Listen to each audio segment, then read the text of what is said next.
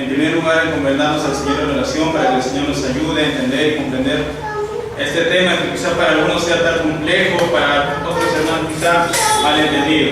¿Bien, hermanos? Vamos a orar entonces, ¿ya? Dios mío, Padre Santo, te damos las gracias, Señor, una vez más por este tiempo que tú nos concedes por tu gracia, escuchar tu palabra, Señor.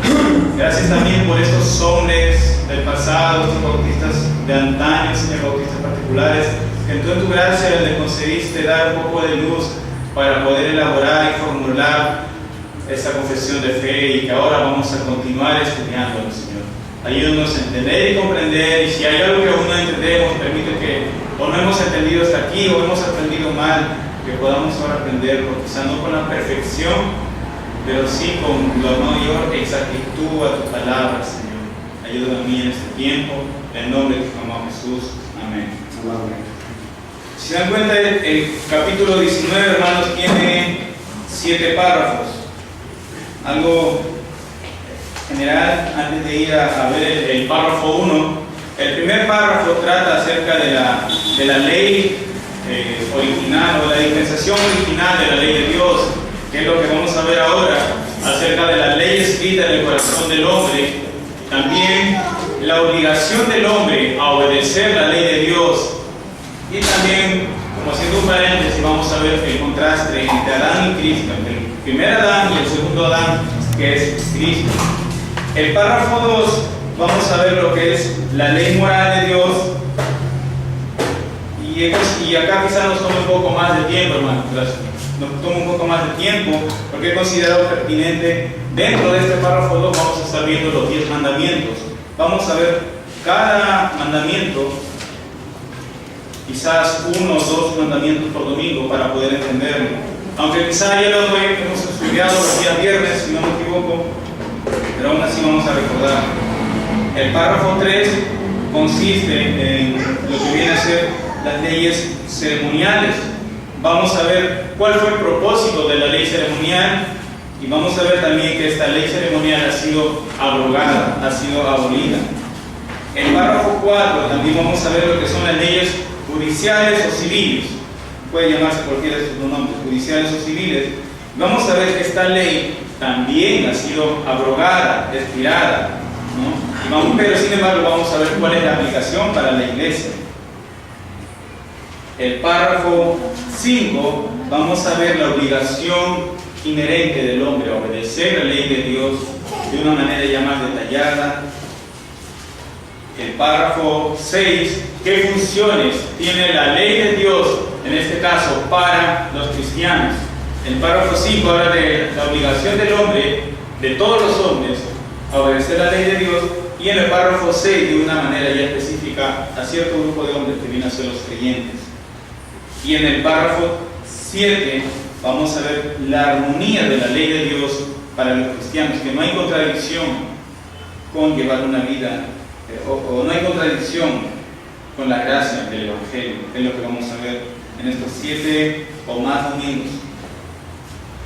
Pero en cuanto a la ley de Dios, hermanos, este es un capítulo controversial, hermanos.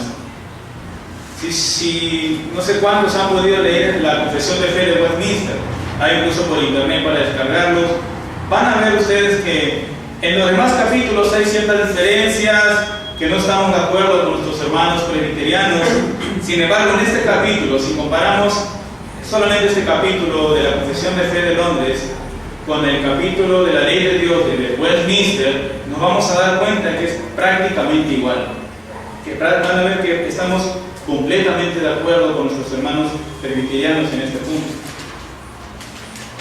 También es controversial porque algunos hermanos, quizás con poco conocimiento teológico, consideran este capítulo como un capítulo legalista, y por esta razón, por lo que creemos acerca de lo que vamos a ver en este capítulo, muchas veces los reformados o los calvinistas somos acusados de legalistas, mal acusados, por cierto. Pero en cuanto a este capítulo, que es igual a nuestros hermanos presbiterianos, algunos bautistas dicen que nosotros estamos perdiendo nuestra identidad bautista porque es igual a los presbiterianos. Vamos a ver que eso no es así, hermanos. Sí, a lo que hemos estado viendo y lo que vamos a continuar viendo, hay muchos puntos doctrinales que no estamos de acuerdo con nuestros hermanos presbiterianos, ya sea por el bautismo de infantes, por la doble predestinación, por el sistema eclesiástico, ¿no? Que es un sistema de criterios, y podríamos seguir hablando de muchos otros puntos que quizás no llegan al punto de ser una herejía, pero diferimos en muchos puntos de la confesión de fe de los mismos. Y nosotros no estamos perdiendo nuestra identidad bautista particular o reformada en este tiempo por estar de acuerdo con los presbiterianos. Entonces, hermano Miguel, ¿por qué es que todos los demás capítulos difieren con los presbiterianos en su confesión de fe y este capítulo es igual? ¿Por qué? ¿Cuál es el motivo? Este capítulo, hermano, no fue escrito con la intención de agradar a nuestros hermanos presbiterianos. Lo que pasa es que en aquella época, cuando fue redactada esta confesión, que fue poco tiempo después o antes de la Westminster, no manejo bien los años, lo que ocurría es que los cristianos de aquella época, los congregacionalistas, los presbiterianos, los bautistas, todos tenían una sola idea o un mismo concepto acerca de la ley de Dios. El tema de la ley de Dios no era un lugar de discusión como lo es el día de hoy, ¿no? Todos mantenían un mismo espíritu, a pesar de ser diferentes espíritus doctrinales y diferentes cuerpos denominacionales, los presbiterianos, bautistas, todos tenían el mismo concepto puritano de la ley de Dios. Entonces no había lugar para debate, y porque la ley de Dios se tenía en tan alta estima, es por esto que coincide. Y si suponiendo hubieran los congregacionalistas de aquella época redactado una confesión, sería similar a la de confesión de fe de Londres y la de confesión de fe de Westminster. Pero lamentablemente en el día de hoy hay tantas posiciones, tantas posturas acerca de la ley de Dios, y por eso es que es considerado pertinente estudiar dentro del párrafo de los 10 mandamientos. ¿Por qué? Porque la gran mayoría de creyentes, no solo profesantes, sino también hermanos verdaderos, muchas veces tienen conceptos equivocados acerca de la ley de Dios, y muchos incluso no hacen una diferencia entre los tipos de leyes de esta ley, porque la ley de Dios encierra 3 tipos: la ley moral, la ley ceremonial y la ley civil o judicial. Aunque generalmente cuando hablamos de la ley de Dios, generalmente hablamos de la ley moral para su aplicación a los cristianos. Y vamos a ver en cuanto a la ley de Dios, para estar nosotros preparados o advertidos tal vez para no caer en el error, porque hay 2 extremos muy conocidos. Uno es el extremo que te dice que tienes que guardar la ley de Dios, que incluye la ley moral, la ley ceremonial y las leyes civiles. Tienes que guardarla, incluso para ser salvo, pero tienes que guardarla en su totalidad. Y esto lleva a una esclavitud a la ley, llámese legalismo. Este es el verdadero concepto de legalismo, no lo que muchos enseñan hoy en día. Y el otro extremo es aquel que te dice que ya no está vigente la ley. Cristo dice en el Nuevo Testamento que abrogó la ley, abrogó para ellos, abrogó la ley tanto ceremonial y judicial, pero también la ley moral de Dios. Entonces ya no hay necesidad de guardar la ley. Y esto es lo que se conoce como el antinomianismo. Estamos la mayoría, lo que siempre venimos, es que puedo usar ciertos términos, hermanos. Entonces, hermanos, estos 2 extremos, el legalismo, el que te dice que tienes que guardar la ley de Dios, incluso la ceremonial y la judicial o civil, y el otro extremo, el que ya no tienes que guardar la ley de forma obligada, se debe a un mal concepto, a un mal entendimiento de lo que es la ley de Dios. Y existen incluso hermanos verdaderos que tienen conceptos equivocados acerca de la ley de Dios. Si nos pusiéramos, o si pregunto, ¿qué es la ley de Dios? No, libremente, ¿quién me podría decir así algo conciso? ¿Qué es la ley de Dios? Vamos a ver lo que es la ley de Dios. Por ejemplo, algunos dicen esto: la ley de Dios son los 10 mandamientos. ¿Será cierto esto, hermanos, que la ley de Dios son los 10 mandamientos? La verdad es que no son los 10 mandamientos. La ley de Dios se resume en 10 mandamientos. Y estos 10 mandamientos se resumen en 2 grandes mandamientos. Pero la ley de Dios no son los 10 mandamientos, sino que se encuentran resumidas en 10 mandamientos. La ley de Dios, en un concepto bien breve, es el estándar moral de justicia que fue escrita en el corazón del hombre. Esto es la ley moral, el estándar moral del carácter de Dios, de su perfecta justicia, de su moral que fue escrita en el corazón del hombre. Entonces, haciendo esta pequeña introducción acerca de lo que es la ley de Dios, vamos ahora al párrafo 1, que justamente es un párrafo introductorio, a leerlo. Dice el párrafo 1, si me acompañan con la lectura: Dios dio a Adán una ley de obediencia universal escrita en su corazón y un precepto en particular de no comer del fruto del árbol del conocimiento del bien y del mal, por lo cual le obligó a él y a toda su posteridad a una obediencia personal completa, exacta y perpetua. Prometió la vida por el cumplimiento de su ley y amenazó con la muerte su infracción de la ley. Y se le dotó también del poder y de la capacidad para guardarla. En este párrafo 1 vamos a ver el tema de la ley escrita en el corazón del hombre. Vamos a ver también lo que es la obligación del hombre a obedecer la ley de Dios y el contraste entre Adán y Cristo.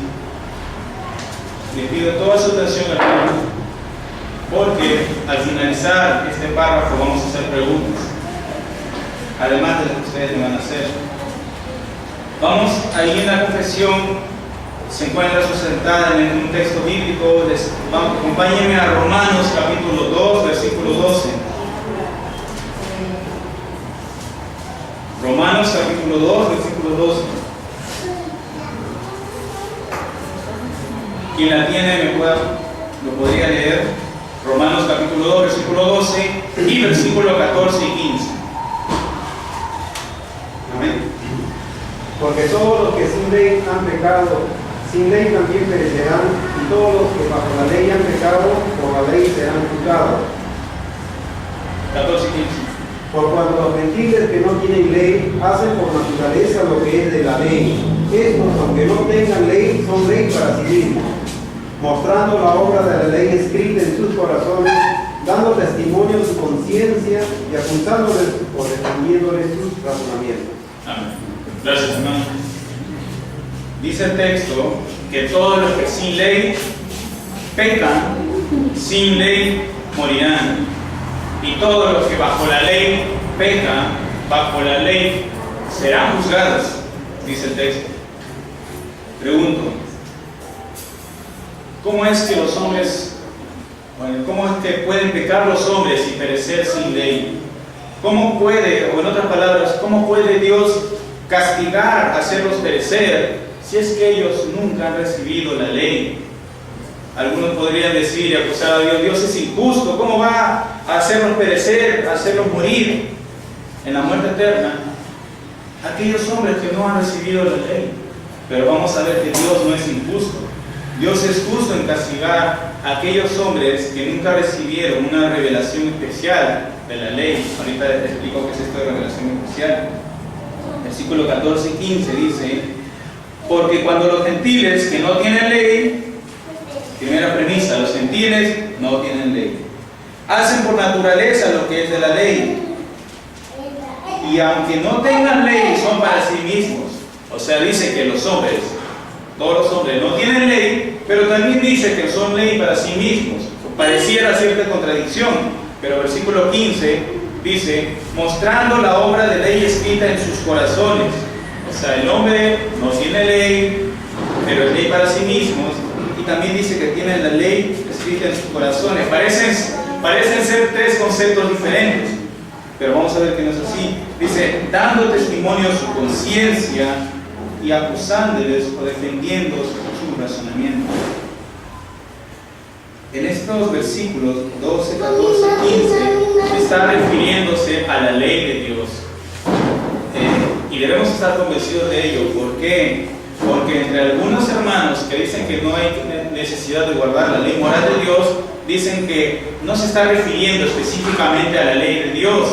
Se está refiriendo a la ley, pero de una forma abstracta. ¿Por qué dicen esto?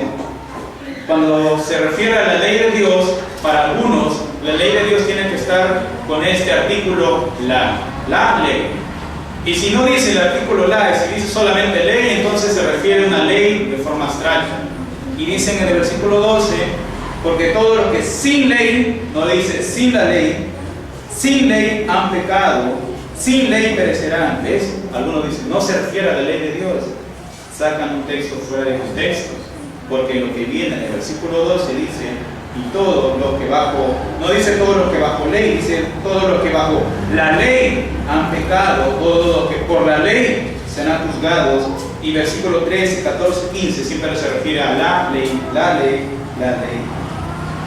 Entonces, por alguna razón no ha sido traducida como la ley al inicio del versículo 12, pero se está refiriendo a la ley de Dios.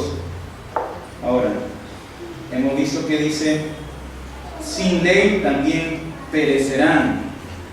Pregunto, ¿cómo es que los hombres pueden pecar y perecer si es que no tienen la ley de Dios? Y la respuesta está en el versículo 14, cuando finaliza diciendo, son ley para sí mismos. O también podemos decir, son ley a sí mismos. Otra pregunta, ¿qué significa que los hombres son ley a sí mismos o para sí mismos? Que la ley es suya por naturaleza. Según versículo 15, que la ley está en su conciencia, en su mente, en su corazón, en su razonamiento, ¿no? Cuando habla de que la ley está escrita en sus corazones, no significa que está escrita acá en este aparato circulatorio. Está refiriendo siempre a la mente del hombre. Entonces la ley de Dios fue escrita en la mente del hombre. Ahora, cuando dice el versículo 14, son ley para sí mismos. Perdón. La ley de Dios ya vimos que está escrita en su conciencia, pero ¿por qué los inconversos son ley para sí mismos? Viene otra pregunta. Porque la ley de Dios ha sido escrita en el corazón del hombre, en el corazón de Adán, desde su creación. Esta ley no fue escrita cuando le dijo no comas de este árbol, ni tampoco fue escrita cuando cayó, como algunos creen. Esta ley de Dios fue escrita en el corazón de Adán desde el momento en que fue creado. Y no fue borrada luego de la caída. Luego de la caída el hombre, Adán, cayó en un estado de corrupción moral completa en todo su ser, pero la ley de Dios escrita en su corazón no fue alterada. No estoy diciendo que no fue alterada su capacidad de guardar. Lo que estoy diciendo es que el concepto de lo que el hombre tenía, la ley de Dios no fue alterada, no fue borrada. Entonces, nuevamente, Romanos capítulo 2, versículo 12, dice, porque todo lo que sin ley han pecado. Dice que se puede pecar sin haber recibido la ley. Pero nuevamente, está refiriendo, ¿cómo es esto que se puede pecar sin haber recibido la ley? Si usted, hermano Miguel, está diciendo, todos los hombres tienen la ley desde Adán y se sobreentiende que hacia todos sus descendientes. Entonces, cuando dice que todos los que sin ley han pecado, ¿cómo es esto posible? ¿Hará algún hombre que no tenga la ley de Dios escrita en su corazón? ¿Habrá algún hombre? ¿Existirá o va a existir en algún momento? Porque si lo que hemos entendido hasta aquí en todo este tiempo es que todos los descendientes de Adán han heredado de esto, ¿por qué Pablo está diciendo que todos los que sin ley han pecado? Es decir, todos los que están sin ley pueden pecar. ¿A qué ley está refiriéndose? Estamos hablando que se refiere a la ley de Dios, pero al inicio le mencioné acerca de una revelación especial de la ley de Dios. se refiere? Porque todos los que sin ley han pecado, a los gentiles, todos los que no han tenido una revelación especial de la ley de Dios. ¿Y cuál es esta revelación especial? ¿Será que va a tener una visión? ¿No? ¿El sueño va a recibir esta ley? No. Esta revelación especial de la ley de Dios es aquella revelación que los judíos a través de Moisés recibieron en el monte de Sinaí. Ellos tuvieron, se le llama, ¿no?, revelación especial, porque ellos tuvieron una revelación especial de esta ley escrita en tablas de piedra. Y nosotros también tenemos esta revelación especial como descendientes espirituales de judíos, como descendientes verdaderos espirituales de Abraham.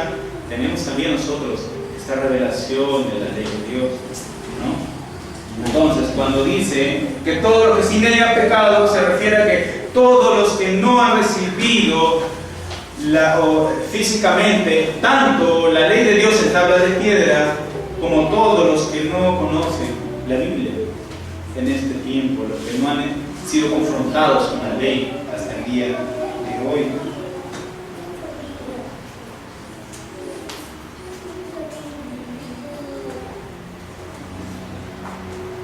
Versículo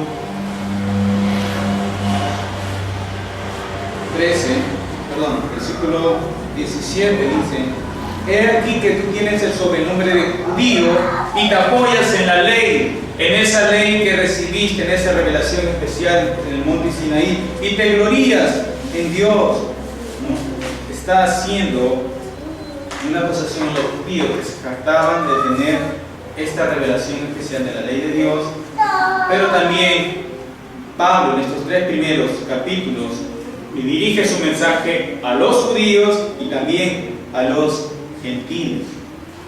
Ahora viene una pregunta, porque es lícito hacerlo, hermano: ¿y qué pasará con aquellos, ya yo sé que tienen la ley de Dios en su corazón, pero si alguien nunca les habló del Evangelio, si nunca ha sido confrontado con la ley, por ejemplo, ¿qué pasará con los incas? ¿Qué pasará con los mayas? ¿No? Ellos nunca han escuchado a un misionero, o sea, un evangelio equivocado, verdadero, nunca han escuchado nada acerca de Dios, ¿no? ¿Será Dios injusto por no castigarles por no haber recibido físicamente la ley de Dios? Hasta lo que estamos viendo en estos momentos, no, porque ellos, los incas, los mayas y cualquier otra cultura o civilización del pasado y del presente y que pueda surgir en el futuro, todos los hombres siempre van a nacer con la ley de Dios escrita en su corazón. ¿Y qué evidencias hay en esto? Haciendo un repaso. Por ejemplo, en los incas había una frase muy popular: Amasuya, Amaqueya, Mayuya. Amasúa, Maqueya, Mayuya. Amasúa, no robarás. Amaqueya, bueno, no seas flojo. Pero el otro dice Amayuya, no mentirás. ¿Cómo los incas, si no habían tenido una revelación especial heredada de tablas de piedra de la ley de Dios, sabían que robar era malo, sabían que mentir era malo? ¿Cómo es que ellos sabían esto? Nuevamente, por la ley de Dios escrita en su corazón. Entonces, los gentiles no estaban bajo la ley recibida en tablas de piedra, pero eran ley a sí mismos porque tenían la ley escrita en su corazón, ¿no? La ley de Dios escrita en el corazón del hombre fue una regla perfecta de justicia luego de la caída de Adán. Si ustedes ven, antes de que Dios dé los 10 mandamientos en el monte de Sinaí, vemos que sabían, viendo solamente los 10 mandamientos, por ejemplo, cuando Moisés mata al Egipto, antes que reciba incluso esta revelación especial de la ley de Dios en tablas de piedra, vemos cómo él mata al egipcio y viene y le acusan: tú mataste al egipcio. Y Moisés sabía en su conciencia que matar era malo. Cuando Caín mata a Abel, él no supo que matar era malo cuando fue castigado por Dios, ¿no? Él supo desde el momento que mató a Abel que era malo, que matar. Otra evidencia, con Adán, aunque no había tenido la revelación especial de la ley de Dios en tablas de piedra en el monte Sinaí, él sabía que había un día de reposo para el Señor y a la vez todo el pueblo de Israel. Por ejemplo, José, cuando tiene un sueño, le dice a su papá y a todos sus hermanos: yo he soñado, no recuerdo las palabras exactas, pero el sentido es que él había soñado que iba a ser un ser superior por encima de su padre, por encima de sus hermanos. Y Jacob, su padre, le reprende y le dice: ¿no? ¿Cómo es posible? ¿No? O sea, que yo me voy a inclinar hacia ti, porque solamente había visto una parte, solamente esa perspectiva del sueño. Pero el solo hecho, si es que no hubiera sido de acuerdo a cómo sucedieron los eventos, cómo José llegó a ser superior, pero bajo los propósitos, el decreto y la voluntad de Dios, pero si no hubiera sido bajo esos parámetros divinos, si es que José se hubiera levantado sobre encima de su padre y sus hermanos, sin la voluntad de Dios, él hubiera deshonrado a su padre y a su madre. Por eso que Jacob le reprende: que yo me voy a inclinar hacia ti, José, que tú que eres mi hijo. Debería ser lo contrario. Pero como no sabían, ¿por qué? Porque la ley de Dios estaba escrita en su corazón de ellos. Cuando José es tentado por la mujer de Potifar, ¿cómo sabía que fornicar, adulterar era malo?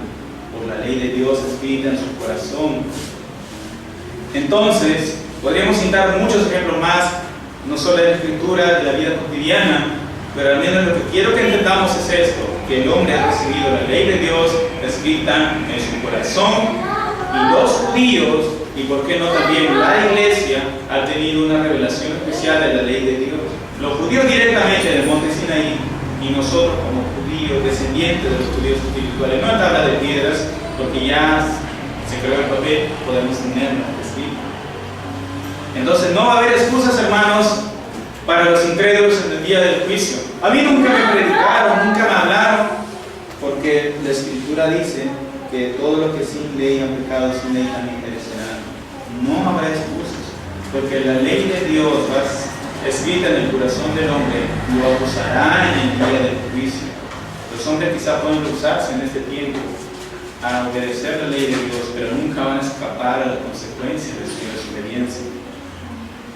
Así también no hay excusas para los creyentes. Si bien no somos justificados por guardar la ley y somos mejores personas por oír la ley, pero de nada sirve, hermanos, que tengamos en estos momentos la ley de Dios, que la tengamos físicamente, que lo oyamos, que lo leamos, pero si no estamos guardando la ley de Dios, vamos a ver más adelante en qué sentido se guarda la ley de Dios. Deberíamos preocuparnos, porque estaríamos prácticamente en la misma condición que los fariseos que se jactaban de tener la ley de Dios, ¿no? Y eso es peligroso, hermano. Los judíos cayeron en este error. Los judíos se creían merecedores del cielo por haber heredado la ley de Dios, por ser descendientes de Moisés. Tenían la ley de Dios, lo leían, lo escuchaban en las sinagogas a través de los maestros fariseos, los escribas, pero no la guardaban correctamente. Guardémonos. Y sus corazones les acusaban de hipocresía. Y guardémonos nosotros, que tal vez tengamos la ley de Dios, la leyamos cada vez que alguien lo está enseñando, la escuchemos cada vez que alguien enseña, y sin embargo no la estamos guardando correctamente.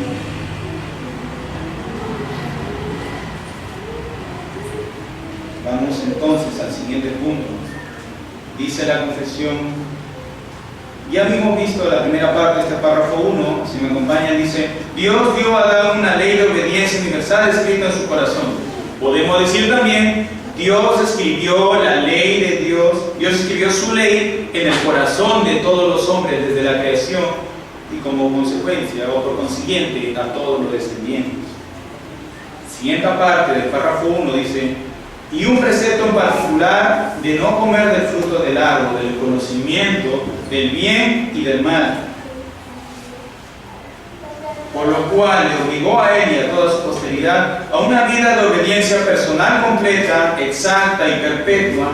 Prometió la vida por el cumplimiento de su ley y amenazó con la muerte de su infracción. Génesis capítulo 2, versículos 16 y 17. Quien lo tiene, si puede leerlo.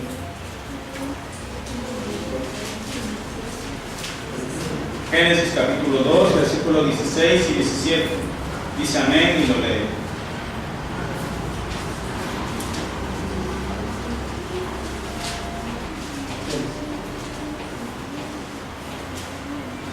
Es el primer libro de la Biblia, hermanos.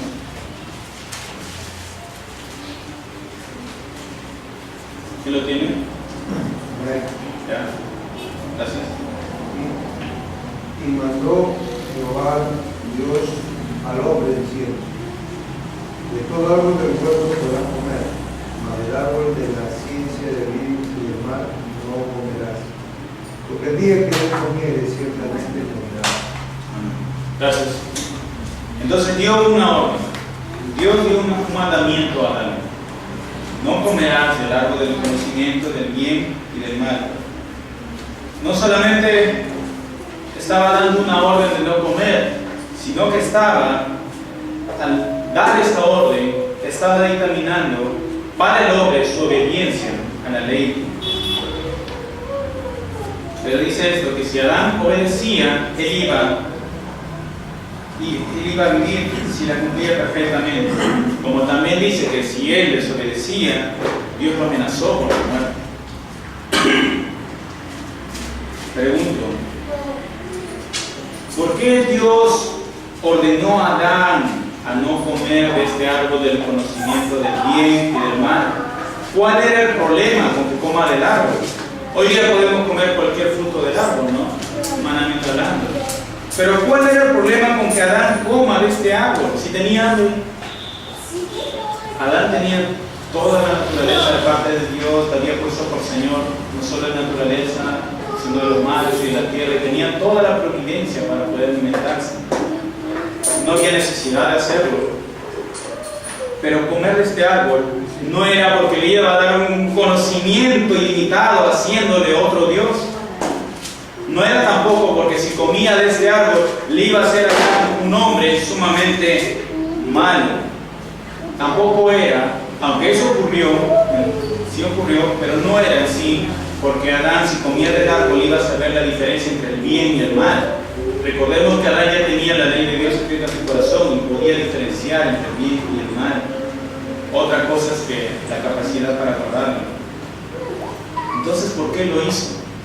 ¿Por qué prohibió? Era, primeramente, porque Dios así lo quiso. Pero en segundo lugar, era para probar la obediencia de Adán. Para probar su obediencia. Nosotros, bueno, tenemos hijos. Tenemos el derecho de exigir a nuestros hijos a que nos obedezcan.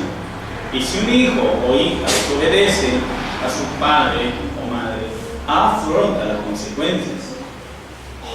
Y los hijos deben obediencia a sus padres sin tener ningún derecho a pedir alguna recompensa, bendición o bendición. Y los padres, en su providencia natural, que viene todo del Señor, claro, pero en su providencia les concede a sus hijos un techo donde dormir, ropa, estudiar, sin que los hijos se lo merezcan.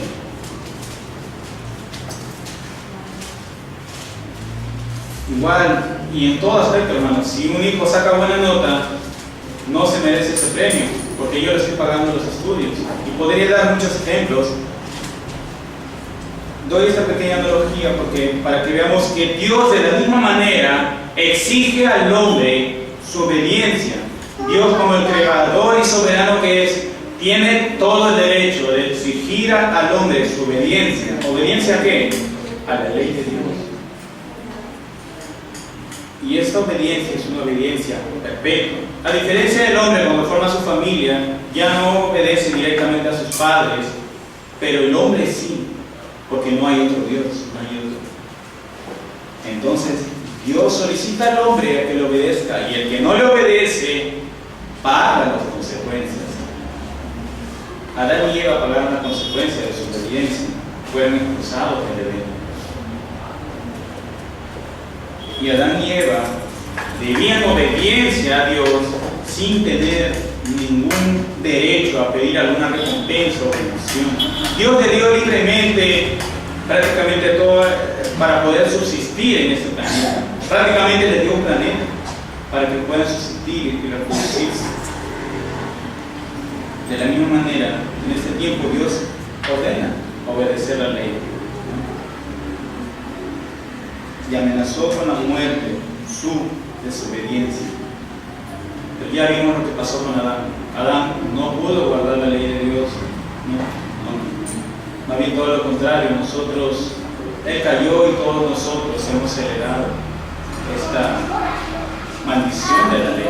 Porque cuando estábamos sin Cristo, y todos los hombres que están fuera de Cristo están bajo la maldición de la ley, ya sea por esta ley escrita en su corazón, o si es que en algún momento han escuchado acerca de la ley de Dios para el Evangelio.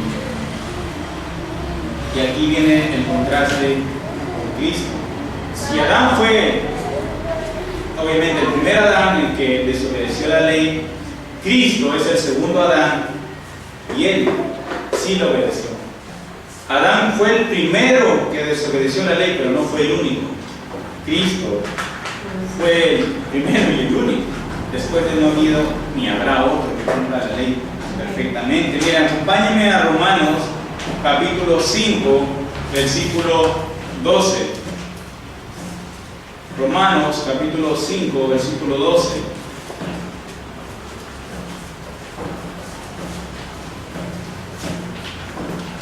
Este versículo no está en la confesión, así que puede anotarlo, añadirlo. Sí, 5:12. Vamos a ver esta última parte del párrafo 1 cuando dice: y le dotó también del poder y la capacidad para guardarlo. Ya vimos que Dios escribió la ley de Dios en el corazón del hombre. Dios ordenó a todos los hombres a obedecer la ley. Y esta parte dice: y le dotó también del poder y de la capacidad para guardarlo. Si no lo entendemos bien, podríamos decir que el hombre tiene el poder y la capacidad para guardar la ley de Dios. Pero vamos a ver que esto no es tanto así. Dice Romanos capítulo 5, versículo 12, no sé quién lo tiene. Por tanto, como el pecado entró en el mundo por un hombre, por el pecado la muerte. Así la muerte pasó a todos los hombres por cuanto todos pecaron. Amén, gracias. Habla del pecado, ¿no? El pecado entró a la muerte por un hombre. ¿Por quién? Por Adán. ¿Quién introdujo el pecado en este mundo? El hombre, Adán, ¿no? Y por causa de que la muerte pasa a todos los hombres, porque dice todos pecaron. Pero estamos hablando bastante de pecado, este texto habla de pecado. Pero ¿qué es el pecado? Porque si vamos a estudiar la ley de Dios, tenemos que saber qué es pecado también. Primera de Juan, capítulo 3, versículo 4. Pecado no se le llama a los errores de la vida, hermanos, por si acaso. Si una persona está enferma, no necesariamente significa que esté en pecado. Primera de Juan 3:4 dice: todo aquel que comete pecado infringe también la ley, pues el pecado es infracción. La ley es infracción de la ley. Entonces, ¿qué es pecado? Es transgredir la ley, es desobedecer la ley de Dios, ¿no? El pecado es desobedecer lo que Dios ha prohibido en su palabra y lo que Dios ha ordenado en su palabra. En cuanto a Adán, Dios le dio una ley justa: no comerás del árbol del conocimiento del bien y del mal. Pero Adán lo transgredió, Adán desobedeció a este mandato. Y desde el Génesis hasta el día de hoy es así, hermanos. Todos los hombres transgreden, pecan, transgreden, desobedecen la ley de Dios. Y el pecado es prácticamente el deseo de vivir sin conformarse a la ley de Dios, ¿no? Por eso cuando hacemos el evangelismo y hablamos de la ley de Dios, a muchos no les gusta, porque no quieren ser expuestos. Su pecado no quiere ser expuesto. Y algunos, quizás con buenas intenciones, omiten esto. No, ya no hay que hacer el evangelismo, la ley de Dios, hay que hablar de este amo. Y por eso es que muchas personas llegan a profesar la fe en el Señor, pero como no les hablaron del pecado, no consideran a la ley de Dios en alta estima, como lo consideraron los cristianos, los puritanos del pasado.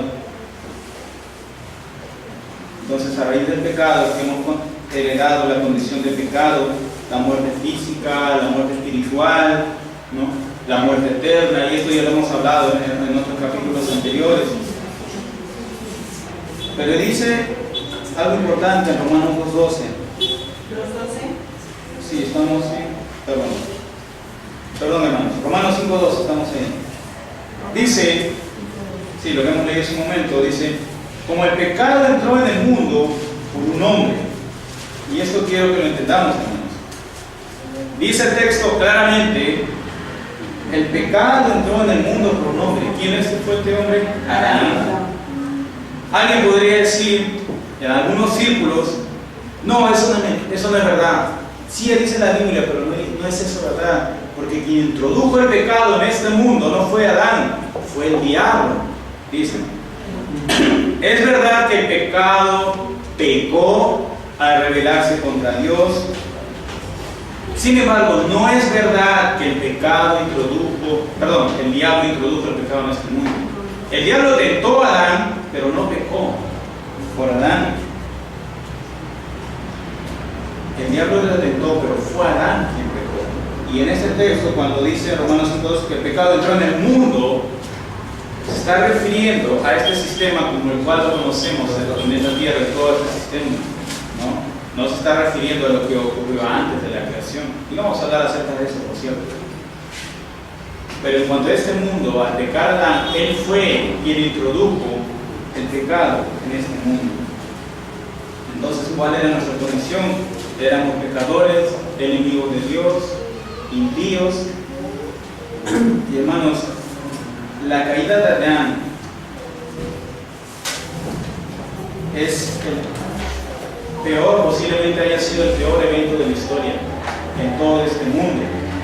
Pero cuando una nación pierde una guerra, pasa que los perdedores o la civilización que ha perdido, la nación que perdió, pasa a ser esclavo de otra nación, pierde sus derechos, no tiene libertad.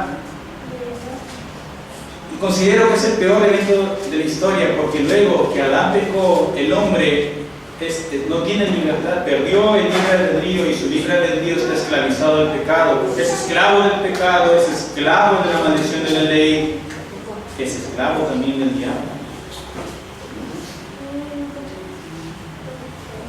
Entonces, no sé si hasta aquí podemos ver lo terrible que es, hermanos. El peor evento mundial no fue una bomba en Hiroshima, ni lo que pasó en los holocaustos, fue la caída de Adán, el que haya pecado Adán, en un plano espiritual, ¿verdad? No sé si podemos entender hasta aquí lo terrible que es. Ahora alguien podría decir, hermano Miguel, pero ya eso pasó con Adán, ¿yo qué culpa tengo de que Adán haya pecado por mí? Bien. ¿Alguna vez ha dejado de pecar? Es verdad que hemos heredado el pecado de Adán, pero también es verdad que el hombre es responsable. En Romanos 1, del 18 al 32, habla acerca de la culpabilidad o responsabilidad del hombre por pecar. Pero aquí viene el contraste, que es en Cristo. El hombre en Adán está muerto espiritualmente y no tiene ni el más mínimo deseo de obedecer la ley de Dios. Y el hombre que está en Cristo tiene todo el deseo y predisposición de obedecerla, ¿no?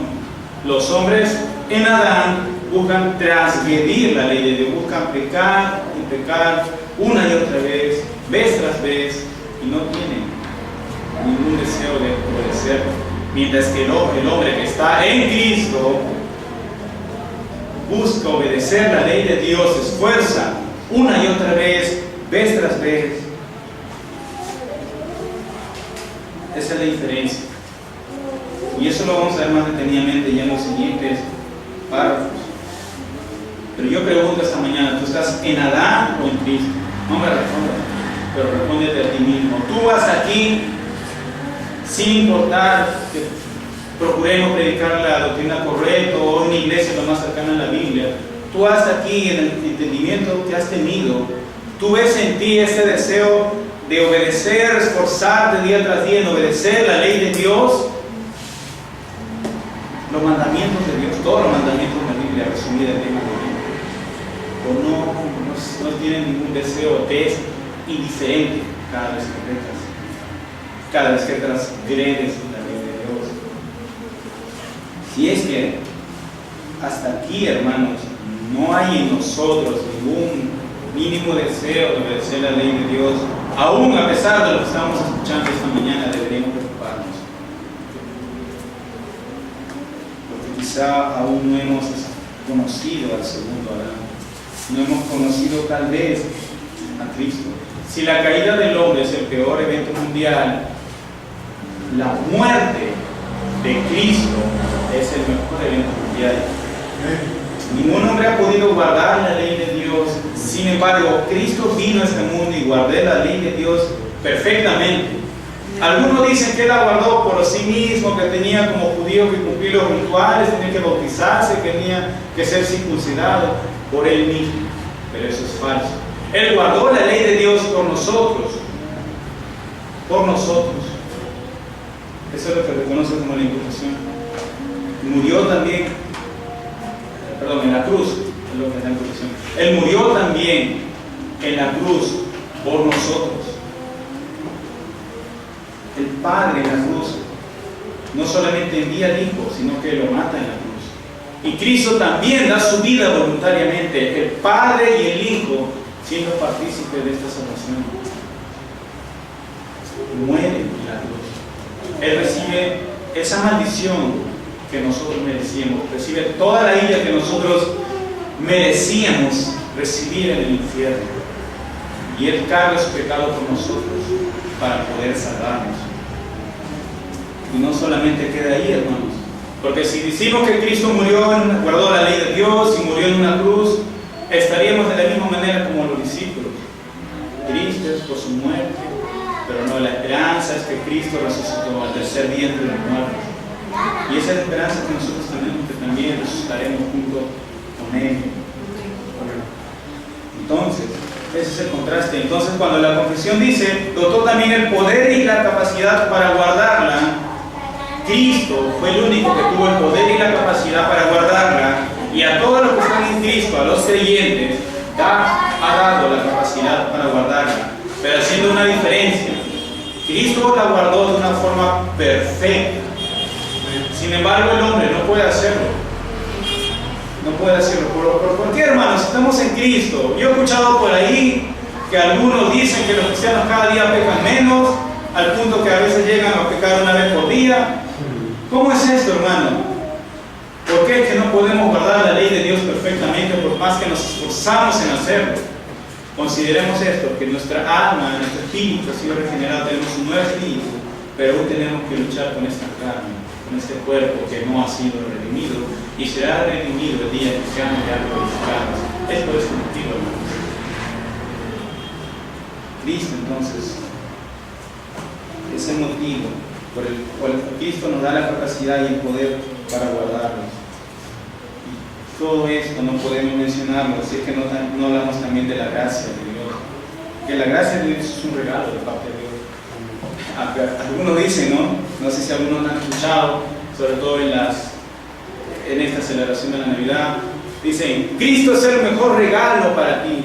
Algunos dicen esto con su intención de justificar su participación en esta celebración. Pero, ¿será verdad esto, hermano, que Cristo es el mejor regalo para el hombre en Navidad o en cualquier otro tiempo? ¿Será verdad? ¿En qué parte de la Escritura dice eso?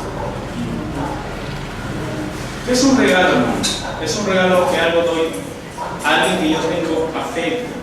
Por ejemplo, si yo doy un regalo, o si un esposo da un regalo a su esposa, es porque le conocen. Hay cierto afecto.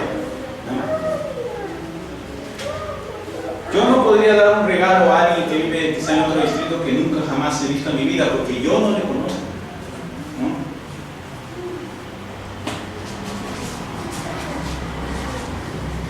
Por ejemplo, tú dile a un incrédulo, Cristo es el mejor regalo.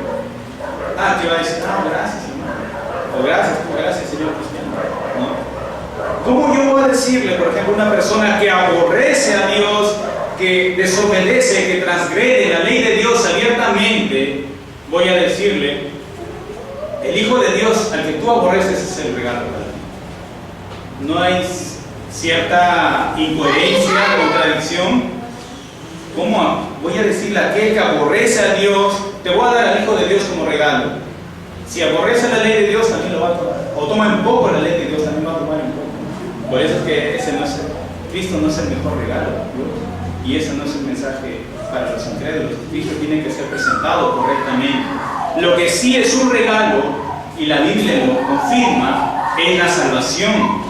La salvación dice que es por gracia, es algo que Dios da inmerecidamente. Ese es un regalo.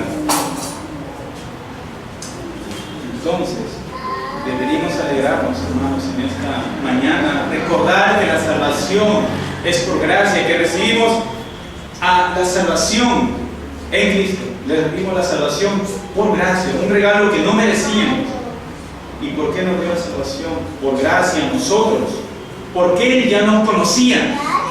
Doy un regalo y una persona que conozco, y Cristo ya nos conocía desde antes de la fundación del mundo. Por eso me salva, me llama eficazmente para ser salvo. Sin embargo, Cristo es muerto en la cruz y es manifestada o expresada la salvación para todos los hombres, pero no salva a todos los hombres. Por eso es que no es un regalo. La salvación sí es un regalo porque es dada a su iglesia, a su pueblo escogido. Entonces, por la transgresión de Dios hemos heredado la muerte, pero por la obediencia de Cristo hemos recibido la salvación por gracia, la vida eterna. Entonces, así finaliza este párrafo 1 en cuanto a lo que es la ley de Dios. Ahora, ¿quiénes están capacitados para guardarla? Ya vimos que son los creyentes. Vamos a orar para poder, antes de dar tiempo para las preguntas y respuestas. Vamos a orar. Dios mío, Padre Santo, te damos las gracias una vez más, Señor, por este tiempo que tú nos concedes, el haber aprendido y estudiado algo o una introducción acerca de la ley de Dios. Permítenos, Señor, ahora en este tiempo de preguntas y respuestas, darme la sabiduría y algún otro hermano para poder aprender y examinar.